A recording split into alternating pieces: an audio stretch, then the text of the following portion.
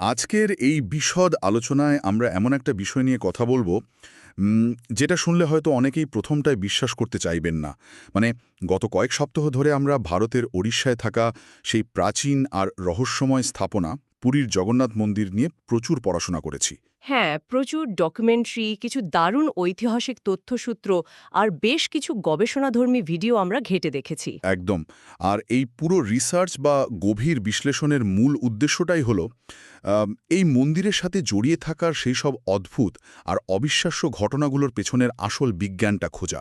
মানে আমরা সেই দাবিগুলোর একটা যৌক্তিক বিশ্লেষণ দাঁড় করানোর চেষ্টা করব, যেগুলো আপাতদৃষ্টিতে সাধারণ পদার্থবিজ্ঞানের নিয়মগুলোকে, মানে ফিজিক্সের বেসিক রুলসগুলোকে পুরোপুরি অস্বীকার করে। ঠিক, কারণ একবার শুধু কল্পনা করা যাক এমন একটা জায়গার কথা যেখানে স্কুলের ওই বিজ্ঞানের বইয়ের সূত্রগুলো হঠাৎ করেই যেন কাজ করা বন্ধ করে দেয়। হ্যাঁ, হ্যাঁ, যেন একটা অদৃশ্য শক্তি ফিজিক্সের একদম সাধারণ নিয়মগুলো মুছে দিয়েছে।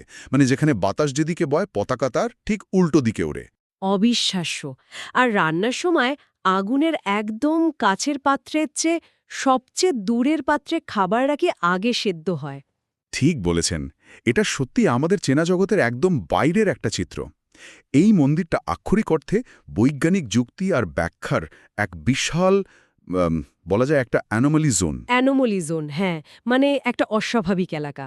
হাজার হাজার বছর ধরে এই মন্দিরটিকে ঘিরে মানুষের যে অগাধ বিশ্বাস, আমরা আসলে সেই বিশ্বাস আর আধুনিক বিজ্ঞানের তত্ত্ব, এই দুটোরই একটা সমান্তরাল বিশ্লেষণ দাঁড় করানোর চেষ্টা করব আজ।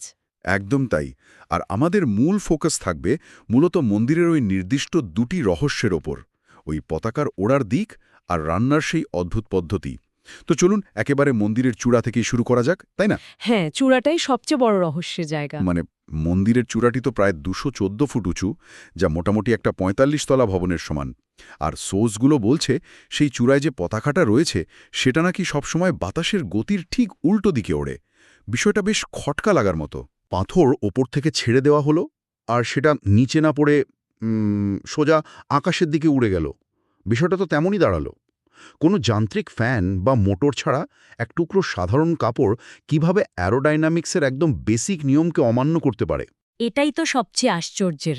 ভৌগোলিক অবস্থান অনুযায়ী সমুদ্রের ধারের একটা শহরে বাতাস সাধারণত যেদিকে বয়, এই পতাকার ওড়ার দিক তার একদম বিপরীত। আর এর সাথে জড়িয়ে আছে এক অবিশ্বাস্য প্রথা গত ৮০০ বছর ধরে। ৮০০ বছর? বাপরে! হ্যাঁ, গত ৮০০ বছর ধরে প্রতিদিন একজন সেবক কোনো ধরনের আধুনিক সুরক্ষা সরঞ্জাম, মানে কোনো সেফটি গিয়ার বা দড়ি ছাড়াই, খালি হাতে আর খালি পায়ে মন্দিরের ওই ৪৫ তলা উঁচু চূড়ায় ওঠেন, শুধুমাত্র এই পতাকা পরিবর্তন করার জন্য। ৪৫ তলা উচ্চতায় কোনো সেফটি হার্নেস ছাড়া ওঠা? এটা তো মারাত্মক বিপজ্জনক একটা ব্যাপার। মানে ভাবলেই তো হাত পা ঠান্ডা হয়ে আসে। একদম। এবং এই প্রথাটি মন্দিরের ওই সেবক পরিবারের একটা অবিচ্ছেদ্য অংশ। প্রথা অনুযায়ী যদি একদিনের জন্য এই পতাকা পরিবর্তন করা বাদ যায়, তবে মন্দিরটি আগামী ১৮ বছরের জন্য সম্পূর্ণ বন্ধ হয়ে যাবে। আচ্ছা। হ্যাঁ, তাই চরম ঝুঁকি নিয়ে হলেও প্রতিদিন এই কাজটা করা হয়। কিন্তু আমার মূল প্রশ্নটা এখনও ওই অ্যারোডাইনামিক্স নিয়েই রয়ে গেছে। আমি পৌরাণিক কাহিনীটা দেখেছি আমাদের সোর্স ম্যাটেরিয়ালে।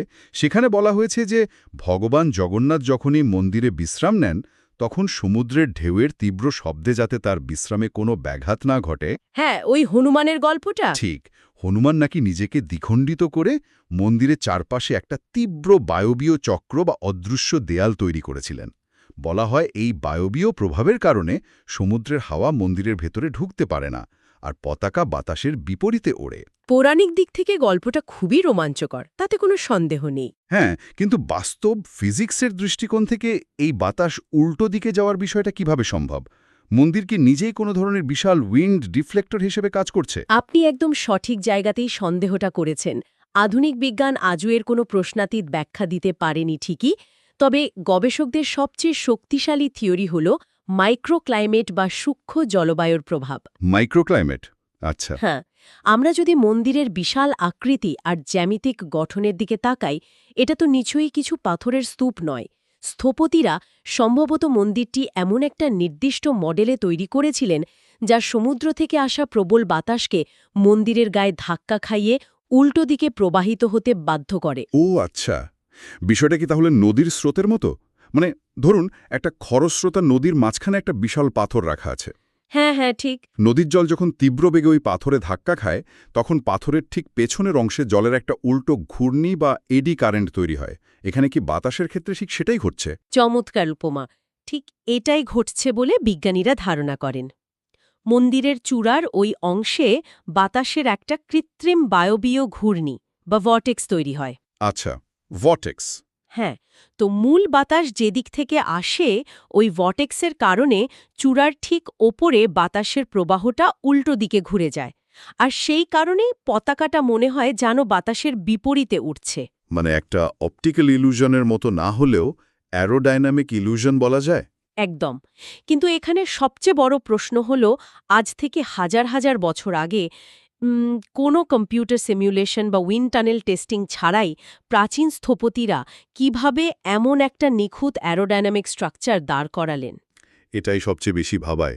মানে প্রাচীন প্রকৌশলীদের বায়ুপ্রবাহ নিয়ে এমন একটা স্তরের জ্ঞান ছিল যা আজকের আধুনিক ইঞ্জিনিয়ারদেরও হতবাক করে দেয়। সত্যি তাই। তো চূড়ার অ্যারোডাইনামিক্স তো বাতাসকে নিয়ন্ত্রণ করল বুঝলাম, কিন্তু এই পদার্থবিজ্ঞানের নিয়ম ভাঙার খেলা শুধু বাইরেই সীমাবদ্ধ নেই, তাই না?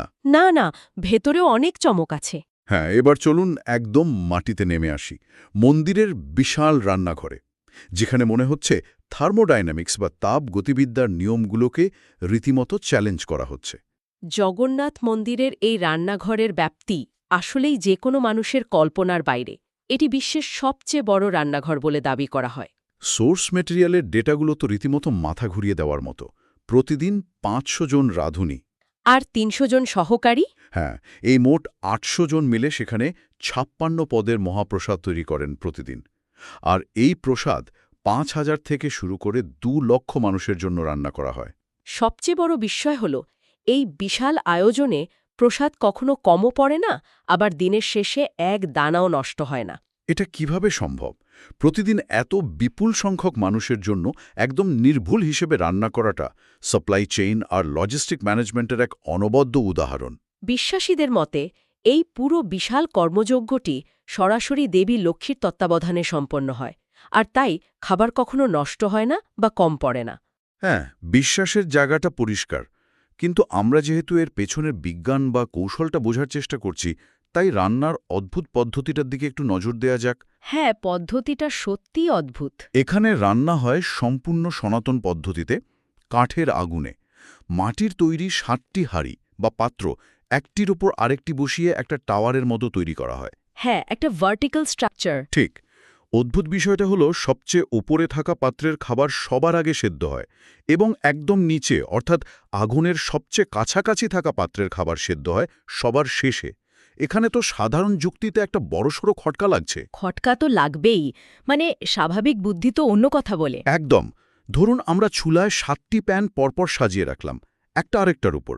স্বাভাবিকভাবেই সবচেয়ে নিচের প্যানটি সবার আগে গরম হবে, হয়তো খাবারটা পুড়েও যাবে। হ্যাঁ, আর ওপরের প্যানটা তো ঠান্ডাই থাকবে বা হালকা গরম হবে।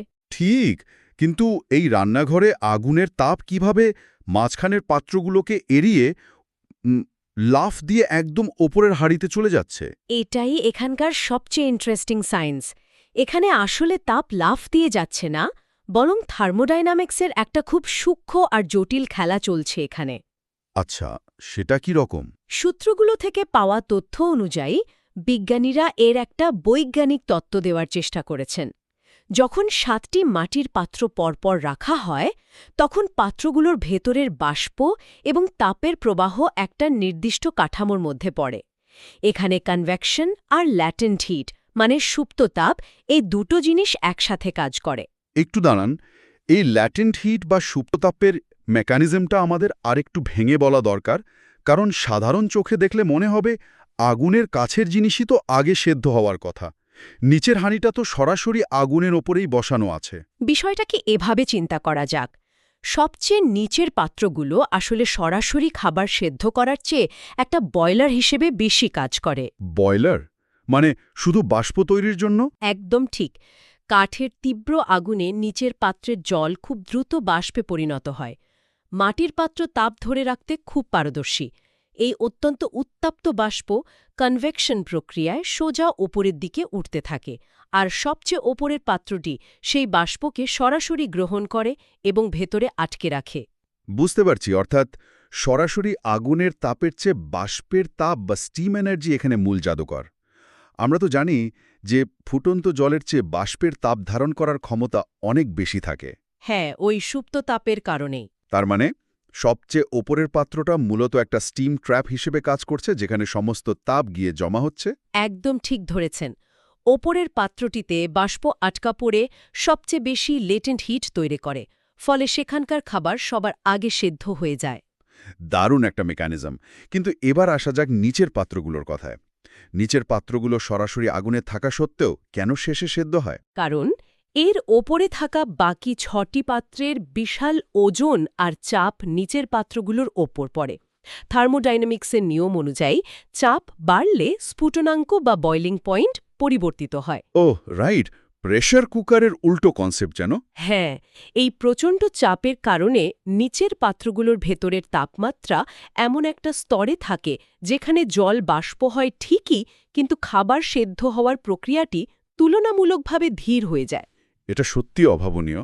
তার মানে কোনো আধুনিক মেটালিক প্রেশার কুকার বা সেফটি ভালভ ছাড়াই শুধুমাত্র সাধারণ মাটির পাত্র, নিখুঁত মাপ আর বাষ্পের গতিপথ ব্যবহার করে তারা আস্ত একটা মাল্টি লেভেল স্টিম ইঞ্জিন তৈরি করে ফেলেছে। আর এই পুরো প্রক্রিয়াটি এত নিখুঁতভাবে হাজার হাজার বছর ধরে কাজ করছে যে আধুনিক বিজ্ঞানীরাও এর নিখুঁত সমীকরণ দেখে অবাক হয়ে যান।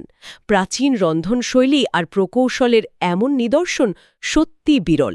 আসলেই আমরা এতক্ষণ পতাকার অ্যারোডাইনামিক্স আর রান্নার থার্মোডাইনামিক্স নিয়ে কথা বললাম, কিন্তু সোর্সগুলো ঘাঁটতে ঘাঁটতে একটা বিষয় খুব পরিষ্কার হয়ে উঠেছে যে এই মন্দির প্রাঙ্গণে এই দুটি কিন্তু কোনো বিচ্ছিন্ন ঘটনা নয়।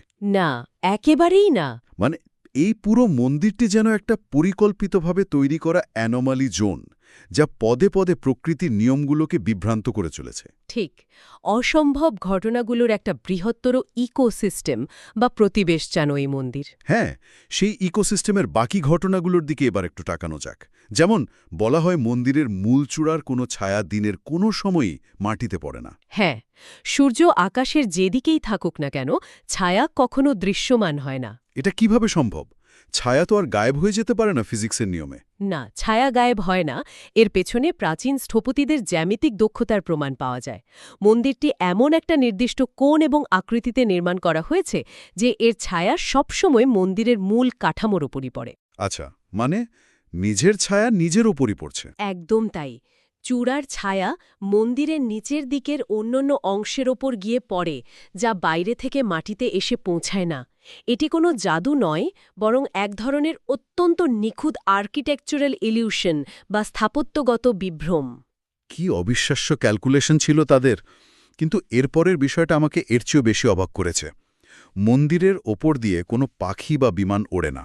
হ্যাঁ, এটা একটা পরিচিত ফ্যাক্ট। এখন বিমান চলাচলের নিয়ম করে হয়তো বিমান আটকানো যায়, কারণ এটি সরকারের ঘোষিত একটি নো ফ্লাই জোন।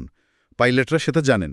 কিন্তু পাখিরা কিভাবে বোঝে যে এটি একটি নিষিদ্ধ এলাকা? সেটাই তো ভাবার বিষয়। তারা কি সহজাতভাবে ওই নির্দিষ্ট জায়গায় কোনো চৌম্বকীয় বা শব্দতরঙ্গের উপস্থিতি টের পায়? মানে কোনো ম্যাগনেটিক ফিল্ড বা সনিক ফিল্ড তৈরি করা হয়েছে কি ওখানে? এই প্রশ্নটা গবেষকদেরও অনেক ভাবিয়েছে। প্রাণীরা, বিশেষ করে পাখিরা, পরিবেশের যে কোনো সূক্ষ্ম পরিবর্তন বা ম্যাগনেটিক ফ্রিকোয়েন্সি মানুষের চেয়ে অনেক দ্রুত এবং ভালোভাবে টের পায়। এর দুটো বৈজ্ঞানিক ব্যাখ্যা হতে পারে। কি? এক, মন্দিরের ওই বিশেষ অংশে পৃথিবীর চৌম্বকীয় ক্ষেত্রের কোনো প্রাকৃতিক অস্বাভাবিকতা থাকতে পারে, যা পাখিদের ন্যাভিগেশন সিস্টেমকে বিভ্রান্ত করে। আর দুই, আরও যৌক্তিক ব্যাখ্যা হতে পারে সাউন্ড ওয়েভ। Sound wave? কিভাবে? ওই যে শুরুতে আমরা বায়ুপ্রবাহ এবং ভর্টেক্সের কথা বললাম, মন্দিরের জ্যামিতিক গঠনের সাথে বাতাস যখন তীব্র বেগে ধাক্কা খায়, তখন হয়তো সেখানে এক ধরনের অতিসনক বা আল্ট্রাসনিক ফ্রিকোয়েন্সি তৈরি হয়। ও আচ্ছা। এই ফ্রিকোয়েন্সি মানুষের কানে ধরা পড়ে না, কিন্তু পাখিদের জন্য তা অত্যন্ত অস্বস্তিকর। ফলে তারা প্রাকৃতিকভাবেই ওই নির্দিষ্ট আকাশসীমা এড়িয়ে চলে। অর্থাৎ জ্যামিতি দিয়ে বাতাস নিয়ন্ত্রণ করে এমন একটা সাউন্ড ফ্রিকোয়েন্সি তৈরি করা হচ্ছে যা পাখিদের দূরে রাখছে। জিনিয়াস! আর ওই বাতাসের বিষয়টা তো আরও অদ্ভুত। আমরা ভূগোলের বইতে পড়েছি যে সমুদ্রের হাওয়া সাধারণত দিনে সমুদ্র থেকে স্থলের দিকে এবং রাতে স্থল থেকে সমুদ্রের দিকে বয়। হ্যাঁ, এটাই তো থার্মাল ডায়নামিক্সের বেসিক নিয়ম। কিন্তু পুরীতে নাকি ঠিক এর উল্টোটা ঘটে। হ্যাঁ, এটি পুরীর একটি বড় ভৌগোলিক রহস্য। দিন এবং রাতের বেলায় সামুদ্রিক বায়ু প্রবাহের এই অদ্ভুত আচরণের সুনির্দিষ্ট এবং সর্বজন স্বীকৃত বৈজ্ঞানিক ব্যাখ্যা এখনও পুরোপুরি পাওয়া যায়নি। বিজ্ঞানীদের কোনো থিওরি নেই এটা নিয়ে?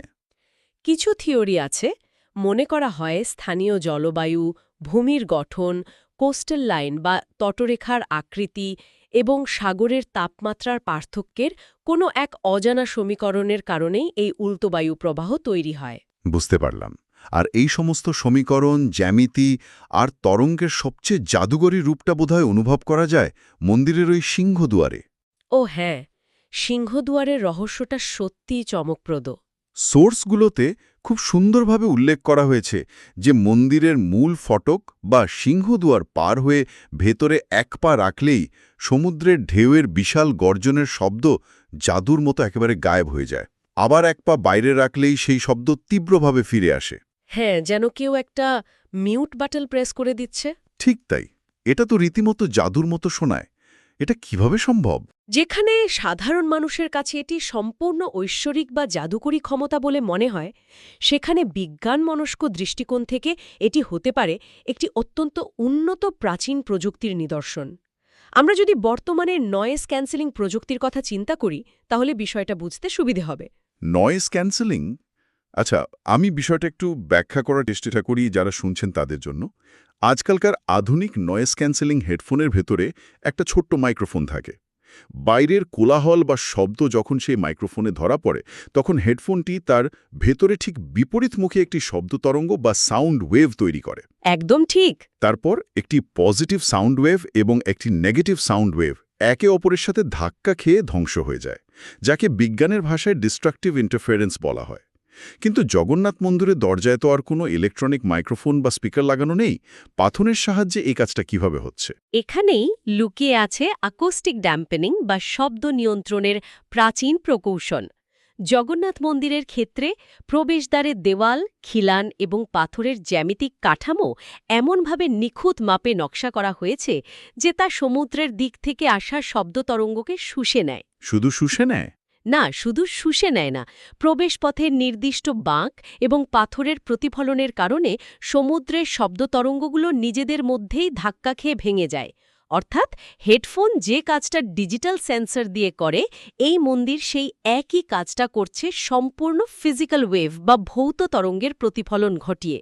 তার মানে হাজার হাজার বছর আগে মানুষ শুধুমাত্র পাথরের পজিশনিং আর জ্যামিতির সাহায্যে আস্ত একটা নয়েজ ক্যান্সেলিং জোন তৈরি করে ফেলেছিল, যা আজও এত নিখুঁতভাবে কাজ করে চলেছে। ঠিক তাই। এটা আমাদের প্রাচীন প্রকৌশল এবং অ্যাকুস্টিক ফিজিক্সের এক অসামান্য আর বিস্ময়কর উদাহরণ। সত্যি, যত ভাবি ততই অবাক লাগে। তাহলে এই সব তথ্য আর বিশ্লেষণ থেকে দিন শেষে আসলে কি দাঁড়ায়? জগন্নাথ মন্দির যে কেবল ইট পাথরে তৈরি একটি উপাসনালয় নয়, তা তো একদম পরিষ্কার। আধুনিক ল্যাবরেটরিতে পুরোপুরি উন্মোচন করা সম্ভব হয়নি। আর এই বিষয়গুলো জানা এবং বিশ্লেষণ করা আমাদের জন্য ভীষণ জরুরি, কারণ এটি আমাদের মনে করিয়ে দেয় যে জগৎ এবং মহাবিশ্ব সম্পর্কে আমাদের বর্তমান বৈজ্ঞানিক ধারণা হয়তো ততটাও সম্পূর্ণ নয় যতটা আমরা অহংকার করে ভাবি। একদমই তাই। প্রাচীনকালের এমন অনেক গভীর জ্ঞান, স্থাপত্যবিদ্যা এবং প্রযুক্তি রয়েছে যা আজকালের গহ্বরে হারিয়ে গেছে। আধুনিক বিজ্ঞান হয়তো কেবল সেই ফেলে আসা জ্ঞানের কিছুটা নতুন করে আবিষ্কার করার চেষ্টা করছে। বিষয়টা সত্যিই ভাবার মতো। আজ এই প্রাচীন স্থাপত্য এবং তার সাথে জড়িয়ে থাকা অস্বাভাবিক ফিজিক্সের রহস্য নিয়ে আলোচনা করতে গিয়ে সোর্স ম্যাটেরিয়ালে থাকা একটা অদ্ভুত আর গা ছমছমে তথ্যের কথা মনে পড়ে গেল। জানি আমরা আগে আলোচনা করিনি, কিন্তু সেটা দিয়ে আজকের আলোচনাটা শেষ করা যায়। হ্যাঁ, ওই ভবিষ্যৎবাণীর বিষয়টা, তাই তো? ঠিক। আজ থেকে প্রায় ৫০০ বছর আগে ওড়িশায় ভবিষ্যমালিকা নামক একটি প্রাচীন গ্রন্থ রচিত হয়েছিল, যেখানে ভবিষ্যৎ নিয়ে কিছু ভয়ঙ্কর ভবিষ্যৎবাণী করা ছিল।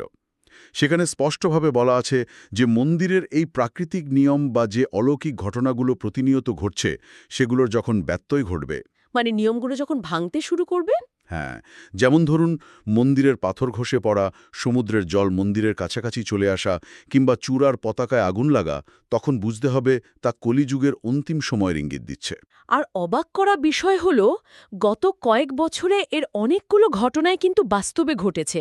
বিশেষ করে 2020 সালে সত্যি সত্যি সেই পতাকায় আগুন লাগার মতো একটা ঘটনা ঘটেছিল, যা ভক্তদের মনে গভীর আতঙ্কের সৃষ্টি করেছিল। তাহলে কি এই জগন্নাথ মন্দির কেবল একটি প্রাচীন স্থাপনা, একটি অত্যাধুনিক ইঞ্জিনিয়ারিং মার্ভেল, নাকি তার চেয়েও বেশি কিছু? কে জানে। এটা কি হতে পারে ধ্বংস এবং নতুন সৃষ্টির দিকে এগিয়ে চলা কোনো প্রাচীন কসমিক ক্লক বা মহাজাগতিক ঘড়ি, যা নীরবে টিকটিক করে আমাদের কোনো এক অমোঘ পরিণতির ব্যাপারে সতর্ক করে যাচ্ছে? খুব গভীর একটা প্রশ্ন। শুরুতে যেমন বলছিলাম, এমন একটা জগতের কথা যেখানে বিজ্ঞানের চেনা নিয়মগুলো হঠাৎ বদলে যায়। হয়তো মহাবিশ্বের নিয়মগুলো আমাদের ওই চেনা ছকের চেয়েও অনেক বেশি জটিল, রহস্যময় আর গভীর। এই রোমাঞ্চকর আর কিছুটা ভয়ঙ্কর ভাবনার মধ্যেই যারা শুনছেন, তাদের রেখে আজকের এই বিশদ আলোচনাটি এখানেই শেষ করছি।